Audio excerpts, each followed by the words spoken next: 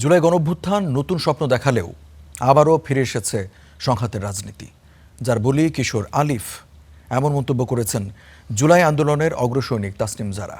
একই অনুষ্ঠানে বিশিষ্ট শিক্ষাবিদ আনু মোহাম্মদ বলেন, রাজনৈতিক নেতাদের ব্যর্থতার কারণেই স্বাধীনতার পর বারবার গণঅভ্যুত্থানের সুফল থেকে বঞ্চিত হচ্ছে জনগণ।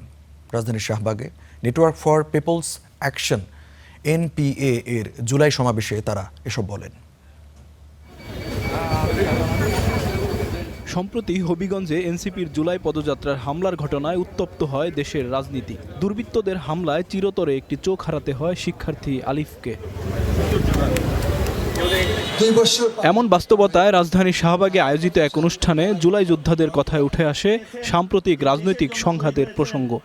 দেখতে চাচ্ছিলাম সেই জায়গাটায় হয়তো আমরা এখনো যাইনি, বরং মনে হচ্ছে যে পেছনের দিকে যাচ্ছি, আবারও সহিংসতার রাজনীতি ফেরত আসছে, প্রতিপক্ষকে ঘায়েল করার রাজনীতি ফেরত আসছে। কিন্তু মানুষের ইস্যুগুলো নিয়ে কথা বলা, সেই জায়গায় রাজনীতি নাই। কয়েকদিন আগেই ছোট ছেলে আলিফ চোখটা কেড়ে নেওয়া হলো সহিংসতার রাজনীতির পরিস্থিতিতে। একই অনুষ্ঠানে কথা বলেন গণতান্ত্রিক অধিকার কমিটির সদস্য অধ্যাপক আনু মোহাম্মদ। মানুষের ইতিহাস তো গণঅভ্যুত্থান এবং এই প্রতিবাদের ইতিহাস। বাংলাদেশের মানুষের সমষ্টির জন্য, দেশের জন্য, দেশের ভবিষ্যতের জন্য জীবন দেওয়ার ক্ষেত্রে কোনো কার্পণ্য নাই। গণঅভ্যুত্থানের পরে যে প্রত্যাশা ছিল সেটা তো পূরণ হয় নাই। এই আক্ষেপও তো আজকে নতুন না।